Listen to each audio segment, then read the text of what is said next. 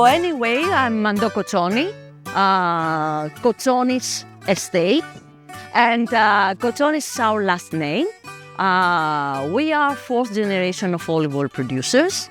My great-grandfather constructed this place for producing olive oil and olives, together with cheese, milk, coal, wheat, and maize. The history of the estate starts at 1910. He constructed all those buildings for a specific purpose. That house was the main house of the family, where upstairs the family was living, and there were the living room, bedrooms for the family. Downstairs it was the stable for the animals. This house is a common house of Greek country, and especially in Peloponnese, of the old ages, and the animals were living together with people. Today, of course, the stable is totally renovated, and this is my house. And the only animal that lives with you now is... Yes. We'll see him around. Yes, some dogs, dogs and cats. Today we don't have any more goats or cows or donkeys because we don't produce cheese or milk. We focus on the olive oil production and olives, edible olives, I mean, for eating.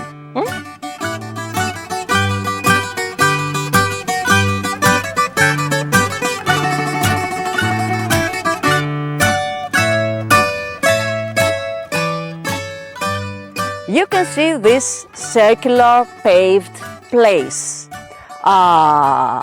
This is a very common place in the country of Peloponnese. It is called threshing floor. Threshing floor was used for separating out the grains of the wheat and the maize, the corn. In the center, there was a wooden road and some donkeys, pair of donkeys, were walking round and round this circular place. There were stalks of grain, of wheat and maize spread across this place, and the donkeys, together with a threshing board behind them, they were pushing the grains, and they were separating it themselves from the husks. With the stalk of wheat, you have like a long stalk. Yes, you stalk. just want the part at the very top. Yes, exactly. And the husks, yes. Separate those? Separate, and together with the wind, because this place was mainly constructed in a windy place, the wind was facilitating this process. That was a very common old method of having seeds and grains of wheat and maize. Of course, today we don't use it anymore. We don't produce and we don't trade wheat or maize, and of course the methods are very, very different. We just show this place to our visitors and explain the old method of separating out the grains. It was your family's history. How long were they producing the grain here, or threshing the grain? For many, many years, for 2 decades at least. This is considered to be a big threshing floor. You can see the most often smaller threshing floors because the production was large. And of course, it was considered to be a very good, sacred place where the good spirits were living here, since it was the place of production. Were you growing the grain here too, or would it come in on the train? They were growing here. We had very much big amount of water. The river now has no water, and this is the biggest problem of nowadays. But the old days, the river was full of water, meaning we had enough water for growing all these products, and of course for using the water making energy. Okay, they were using water to give energy to the old olive oil factory. That's why you saw the arch. The arch was the route for running. Like the aqueduct. Yes, the water was running down to the machinery. But okay. What about now? Yes, yes. Regarding to this place, regarding the place, today we just use it for parties, for happy events, because of the nice mood. We don't use it anymore as threshing floor.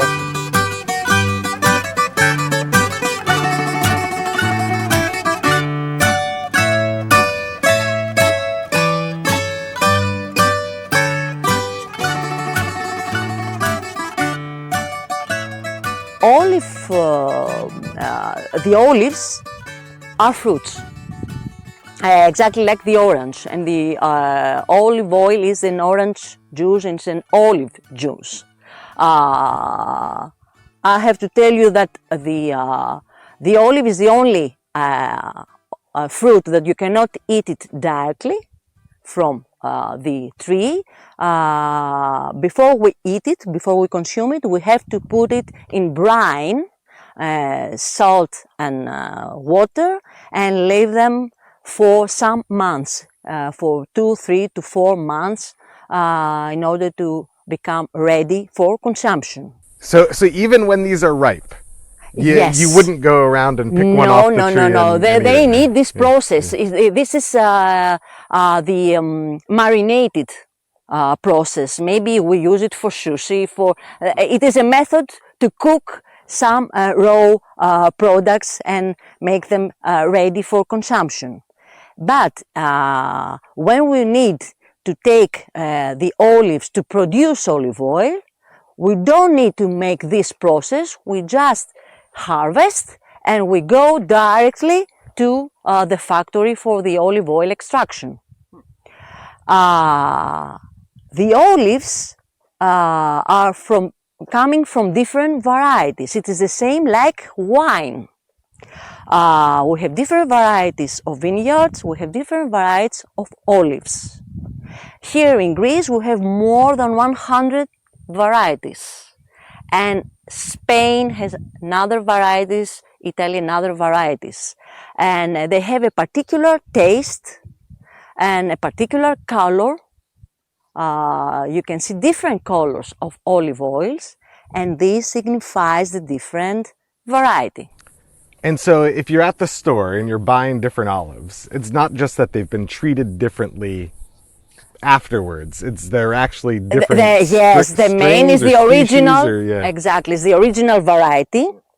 Of course, you have seen there are black and green olives.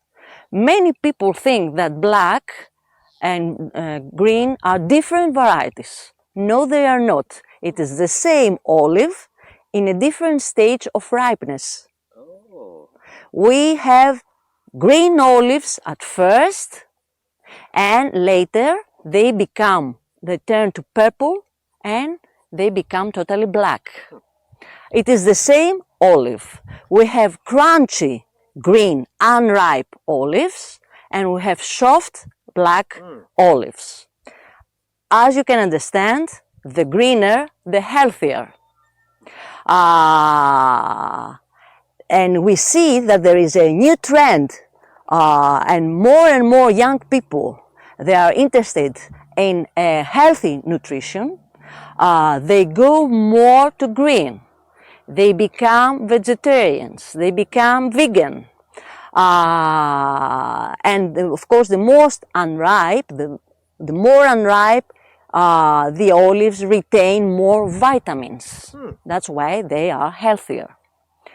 For olive oil, does it matter if they're green or black? Yes.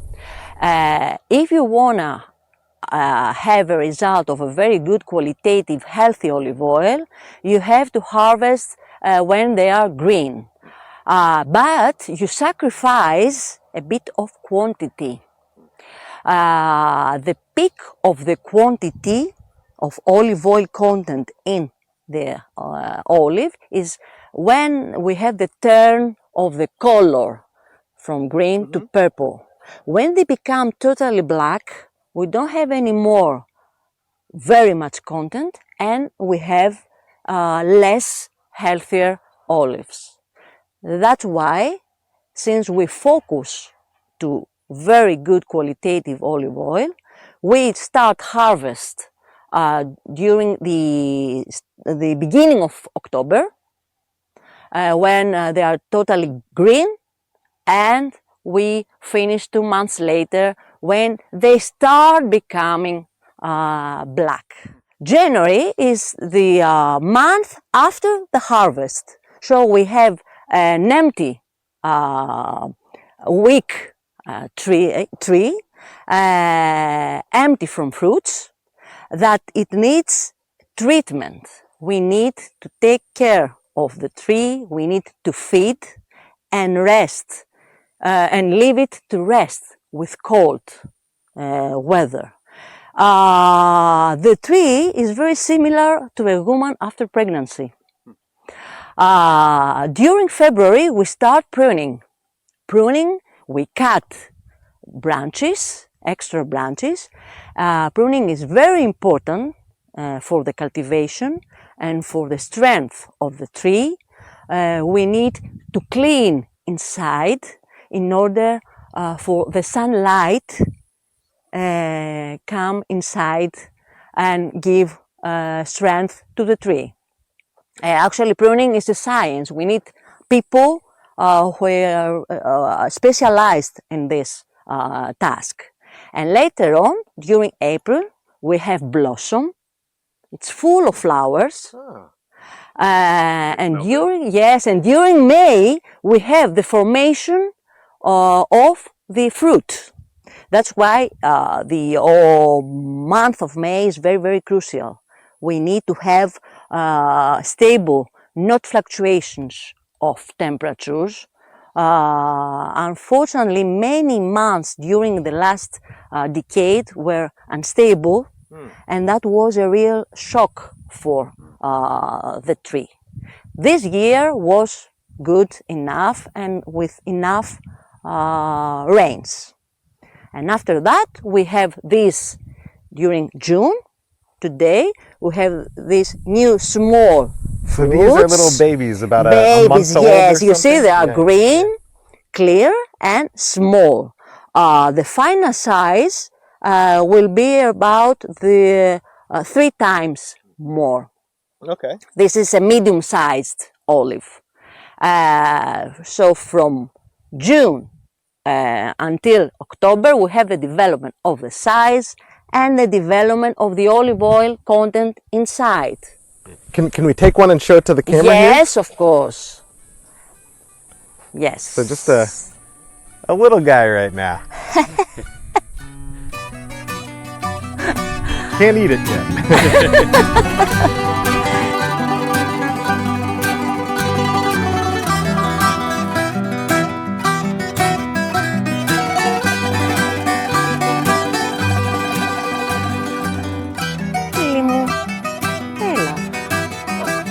Okay, I will show you now this method is called grafting.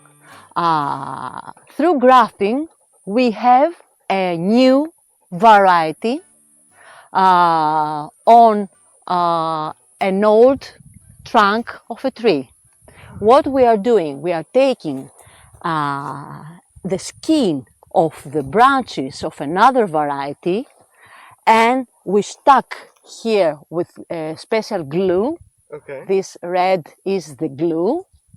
And we cut the tree here in order to retain all the internal liquids of the tree down, in order to strengthen this new branch. You can see now that this branch is another variety than the other. We have two varieties at the same tree. And after that, little by little, we will cut the big branches, and finally we will totally cut the tree down here, and we will have a new, young, another variety tree. But with roots that are still very old and very deep. The roots are never old. They are still very good and productive, and they are the roots of the liquids inside. So what does it actually- why okay. graft instead of plant a new tree? This is another method. This is not always successful. You can see on the opposite side, we attempt to make the same thing, but it was not a success. So we tried to do twice two things, and the one was succeed. Grafting is more rapid. You have more quickly a new tree. When you plant a small young tree, you need to expect more time, more years to be productive. That's why. But it's a difficult thing. And of course, with grafting, you cannot select the place you want to have the tree. With new young trees, we have, you see, totally the new geometrical rows. We have certain distances in between. They are very organized, and it's a new organized plantation. So on this side where it didn't work, is this what it looks like when you put the skin or the bark of the tree on here? Yes, it didn't work internally. So this is from the other tree here. Yes, you see, this is the skin from the other tree. That was the glue inside.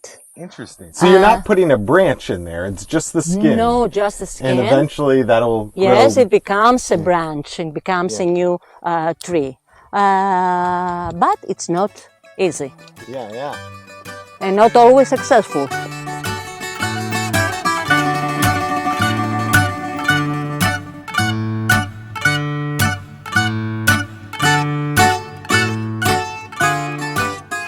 This is an open museum with the old machinery of the old olive oil factory. Today is out of operation. We have totally new technology to extract olive oil. But I can explain and say some few words about the old extraction.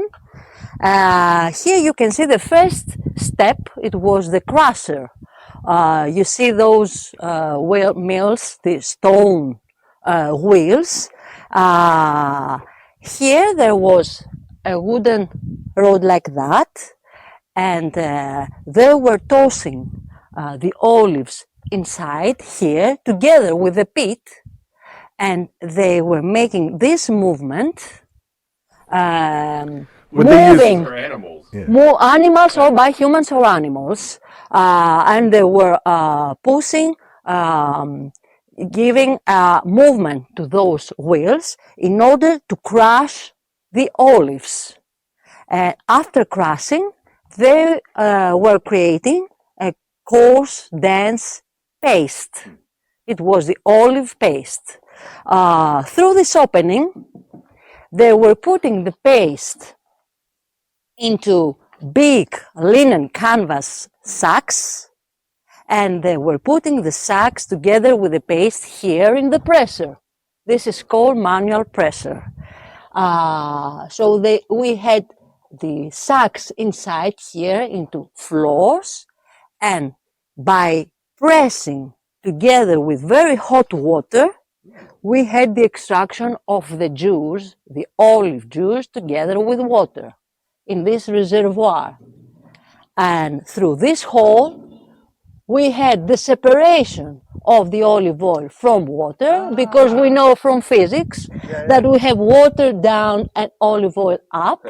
So we had the separation of the net of olive oil here, such a similar way, a method of separation. Those years, they were focusing on the production of big quantity. They needed quantity. Actually, they had no idea about quality. And they wanted quantity in order to have a profit. They didn't have any idea about quality because they were making two major mistakes. First of all, they were using very hot water. Hot water was destroying all the vitamins and the polyphenols, the good things of olive oil. Maybe you have read on the labels the term cold extracted or cold pressed. Yeah. We need cold, medium temperatures in order to have a good olive oil with all the vitamins, meaning that we need temperatures lower than 80 Fahrenheit during the process in order to retain the vitamins. And another major mistake we're doing those years, it was that all the machinery was open to the oxygen. The oxygen is something bad. It increases the acidity. It's not good for the olive oil. Today we only use closed, hermetical closed stainless steel machinery for extracting the olive oil. We don't want the invasion of oxygen inside. Oxygen gets you older. This is the paradox, the same paradox with human. We need oxygen, but with every breath we are getting older.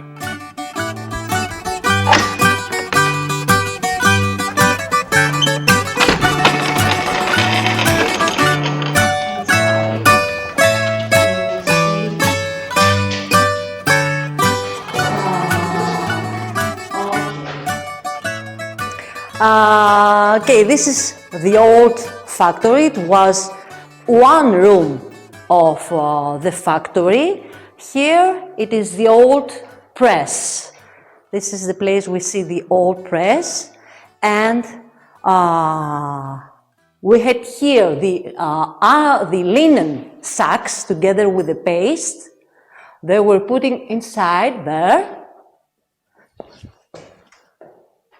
And this is another method with wheels. They were pressing the paste together with water, hot water, boiled water from the river. And there we had the water together with olive oil, of course, the juice, and under it was an underground channel going the water directly to the opposite side to the containers for filtering. And so this would be like manual hand press? Yes, manual. But you see, it's quite different from the other pressure with the roll. This is newer methodology of press. We don't use it anymore. It's like an old machinery. It's for a decoration here. We kept the machinery at the same position it was the old days. So were they very tall, or was the ladder going up here to? Yes, it was. They used, I think that was lower, because this is the most upper. Oh, okay. It was lower, and I haven't a personal view of this. I was not born, that meaning that was before 70s. The factory totally closed 1969. And then the family had the outsourcing factory for the extraction. And today, we use the room for having big groups together with those seats, the crates. We use the crates as seats for see the videos and the pictures showed you before for the harvest process and the extraction process. It's a stop. And you see that is everywhere you see stone. And it's more fresh, it's colder. The temperature is lower here, even if it is summer. Okay, this is great. Thank you so much for showing us this. Thank you. So before we go to the tasting, I want to show you some things and explain some things about the categories of quality of olive oil. You have heard maybe the term extra virgin. Extra virgin is the number one, the most super olive oil. Then we have virgin, and finally lambande. Lambande is the worst quality olive oil. This is an Italian word, and it comes from the word lamps, the lights, the lamps. That was the oil for the lamps, for the light in the old that makes sense. ages, the old years. That's why we have now the terminology lambande, something bad for the lamps. Everyone has the white. We heat, we move in order to activate the smell with the cover on the top, and after that we open and we smell. Once or twice are enough. Just feel free, there is no, it's not a course. I mean, feel free to tell me if you smell something first, and how do you feel about that? It actually smells It like reminds kind of you bitter, like grass almost. grass. Yeah. Yes, you said this is terminology. Green grass. This is terminology and olive oil tasting. It's like a newly cut of green grass. When you and this is the olive. This is the smell of the olive. Many people consuming olive oil, but they don't know the real smell of olive. I'm not joking. This is the reality. This is the olive. This is unripe. Okay, this is green olive. You can understand that it is unripe. You can understand it is also. It reminds you green tomato. Green tomato. Twice is enough, because after that maybe you're confused. The most common is the first impression is the right. You very rapidly answered that was the true, the correct. And after that we need to drink. The hardcore methodology of tasting is to drink. I will show you how we're doing. If you don't want to drink, you can add some bread, but I will show you the official. It is the same like wine tasting. Wine is easier maybe to appreciate the quality, because we always drink a glass of wine alone. We mainly, the olive oil, we mainly pair and we eat it with something else. That's why it's not easy to understand the quality of an olive oil. So here I open the cover. I have a sip on my mouth. I leave the olive oil on my tongue, spread on my tongue in order to understand salt, sweet, sour, bitter. Okay, this is very special, some difficulties, but and then after that, at the same time, I have some holes open here, making this thing in order to create a ventilation inside. And Almost the same as with wine tasting. yes, like it is the aerating same. It is the same in order to energize, to activate the full taste in order to understand. And finally, we swallow in order to understand the pungency and the final taste. I will do it and you can follow. If you want,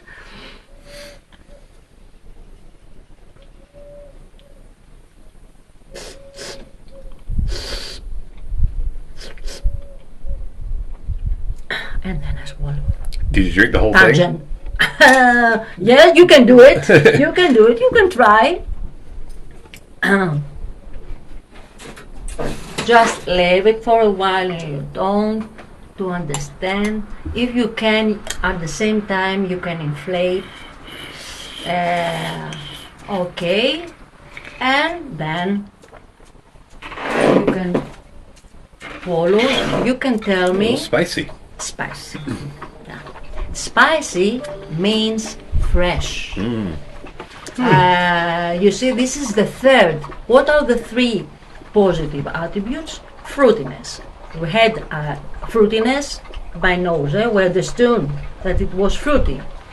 Bitter. Yes, it's quite bitter. It's not one of the most bitter. This is Manaki. Manaki is very friendly to, let's say, to the palate of the average of people, and it has also spicy. Spicy means fresh. Huh. It is Never interesting. would've thought, It's like a back of the throat Back spice. on the- then. yes. It's not like a jalapeno. Yes, and when you have the olive oil with time, it's becoming older. Yeah. Spicy is the first thing that loses. Spicy, and then the fruitiness lowers and the bitterness. But spicy is the number one. Interesting.